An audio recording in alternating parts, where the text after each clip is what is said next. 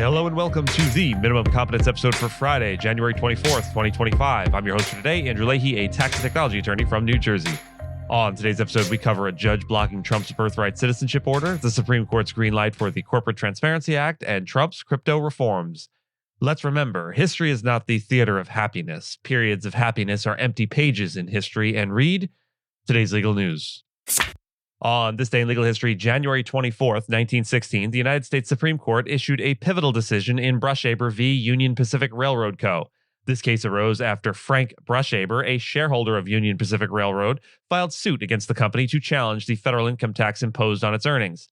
Brushaber argued that the tax violated the Constitution by not being apportioned among the states in accordance with Article 1, Section 9 of the Constitution. His challenge directly questioned the recently ratified 16th Amendment, which granted Congress the authority to tax incomes without apportionment. In its ruling, the Supreme Court upheld the constitutionality of the federal income tax. Writing for the majority, Chief Justice Edward Douglas White rejected Brushaber's claims, affirming that the 16th Amendment eliminated the requirement for income taxes to be apportioned among the states. The court emphasized that the amendment did not create a new power of taxation, but clarified Congress's authority to levy such taxes directly. This decision was a turning point in U.S. legal and financial history, solidifying the federal government's ability to collect income taxes as a primary source of revenue. It set the stage for the modern tax system and allowed for the growth of federal programs funded through taxation. By resolving disputes surrounding the 16th Amendment, Brushaber helped ensure the stability of income taxation as a legal and constitutional practice. A federal judge in Seattle has temporarily blocked a controversial executive order issued by President Donald Trump seeking to end birthright citizenship, which is guaranteed under the 14th Amendment. The order, titled, quote, Protecting the Meaning and Value of American Citizenship, denies citizenship to children born in the United States if their parents lack legal status, are in the country temporarily, or if both parents fail to meet citizenship or residency criteria.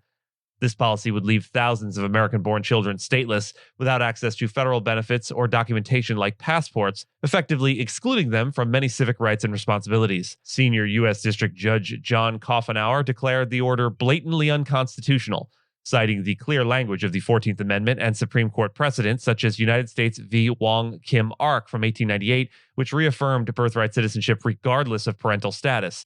The executive order, effective February 19, 2025, has drawn multiple lawsuits from states and advocacy groups. Washington Attorney General Nick Brown, joined by Oregon, Illinois, and Arizona, among others, emphasized that the order could deprive an estimated 150,000 children nationally of citizenship each year. This includes 4,000 children in Washington state alone. The order also demands that federal agencies refuse to issue documents recognizing citizenship to these individuals, which state officials argue oversteps presidential authority and contradicts constitutional protections and the Administrative Procedure Act. Plaintiffs highlight significant harm to state-funded healthcare, education, and welfare programs, as federal support for these services is tied to recognized citizenship status. The ruling echoes previous legal challenges to Trump-era policies, such as the blocked travel bans, underscoring judicial limits on executive power in shaping immigration and constitutional rights. The U.S. Supreme Court has allowed the government to enforce the Corporate Transparency Act, or CTA, requiring millions of businesses to disclose their beneficial ownership to the Treasury Department's Financial Crimes Enforcement Network, or FinCEN. The court stayed an injunction that had blocked the law's enforcement, enabling the government to proceed while litigation continues in the Fifth Circuit Court of Appeals, with oral arguments scheduled for March 25th. Justice Neil Gorsuch supported the stay, suggesting the court resolve the legality of nationwide injunctions in such cases. Justice Ketanji Brown Jackson dissented, arguing the government hadn't demonstrated urgency for immediate implementation. The CTA mandates most U.S. businesses incorporated before 2024 and approximately 5 million new annual incorporations to report ownership details, with non-compliance subject to penalties. FinCEN estimates that 32.6 million entities will need to comply, though 10 million have already submitted information voluntarily. The CTA aims to combat financial crimes by curbing the misuse of anonymous shell companies, a measure supported by transparency advocates. Critics, including businesses and advocacy groups, argue the law infringes on constitutional rights. Texas Top Cop Shop Inc., represented by the Center for Individual Rights, has challenged the law's constitutionality. The law's enforcement has been turbulent, with multiple court rulings and delayed deadlines. FinCEN has encouraged voluntary reporting during this period, warning of fines of $500 per day for noncompliance if enforcement resumes. Meanwhile, businesses and advisors have been urged to preemptively file to avoid potential technical issues when mandatory compliance takes effect. President Donald Trump signed an executive order on January 23rd, yesterday, creating a cryptocurrency working group tasked with drafting new regulations and exploring the establishment of a national cryptocurrency stockpile. The order aims to overhaul U.S. digital asset policy, a key promise from Trump's campaign. It protects banking services for crypto companies, bans the creation of central bank digital currencies or CBDCs, and pushes for clear regulatory frameworks for digital assets, including stablecoins. The order also directs the U.S. Securities and Exchange Commission, or SEC, to rescind guidance that had imposed high costs on companies safeguarding crypto assets, a move welcomed by the industry. Venture capitalist and former PayPal executive David Sachs was named chair of the working group, which includes leaders from the Treasury Department, SEC, and Commodity Futures Trading Commission.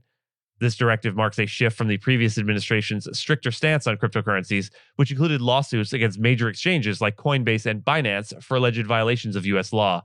Industry leaders and policymakers applauded the move, viewing it as a significant step toward mainstream adoption of digital assets and the development of consistent regulations. The executive order also mentions evaluating the creation of a digital asset stockpile potentially sourced from cryptocurrencies seized by law enforcement, though details on its implementation remain unclear. Bitcoin's price reached record highs earlier in the week, reflecting investor optimism over Trump's pro-crypto administration. And with that, and as always, I thank you so much for listening to Minimum Competence, your daily news podcast for lawyers. If you're looking for more than Minimum Competence, links to further reading on all the topics touched on today are in the show notes. And reviews go a long way towards helping new listeners to find our show. If you have a moment and can leave a rating or review on your podcast player, we'd sure appreciate it. And if you know someone that might be interested in a story we cover, consider sending them the episode. But remember, nothing here should be construed as legal advice because it is certainly not that. Minimum Competence is available at minimumcomp.com and wherever it is you get your finely crafted podcasts. If you haven't checked out the website in a while, give it a look. There are complete transcripts and resources for each episode and its corresponding segments, as well as an opportunity to receive new episodes in email, newsletter, form. We'll see you back here on Monday, and until then, note, we like to close out the week of shows with a featured musical piece. That makes these Friday episodes seem especially long, but we hope you'll stick it out and enjoy the featured piece. But if music, and specifically classical music, isn't your bag, we get it. Our mouth sounds unrelated to the week's closing music ends here. This week's closing theme is by Johann Christoph Friedrich Bach. Johann Christoph Friedrich Bach, or JCFB, often referred to as the Buchberg Bach, was the ninth son of Johann Sebastian Bach and a distinguished composer in his own right. Born in Leipzig, Johann Christoph Friedrich grew up immersed in music under the tutelage of his father, yet he developed a unique style that bridged the Baroque and classical eras. He spent most of his career at the court of Schaumburg-Lippe in Buchberg, where he served as Konzertmeister and later as Kapellmeister.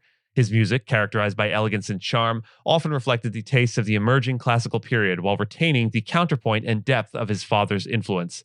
Bach composed a variety of works, including symphonies, keyboard pieces, and chamber music, yet his output remains relatively underappreciated compared to his more famous siblings, such as Carl Philipp Emanuel and Wilhelm Friedemann. Johann Christoph Friedrich passed away on January 26, 1795, leaving behind a legacy of compositions that deserve wider recognition. For this week's closing theme, we've chosen his Flute Sonata in D minor, Allegretto non troppo, the first movement, arranged for trumpet, cello, and harpsichord. This arrangement brings new energy to Bach's graceful and lyrical lines, blending the interplay of the trumpet's bright tones with the rich warmth of the cello and the intricate textures of the harpsichord. The Allegretto non troppo exemplifies Johann Christoph Friedrich's ability to balance expressive melodies with delicate intricacies, creating music that is both accessible and profound. As we remember his contributions to music on the anniversary of his passing, let this piece inspire reflection on the enduring artistry of the Bach family. Without further ado, Johann Christoph Friedrich Bach's Flute Sonata in D minor, the first movement, Allegretto non troppo. Enjoy.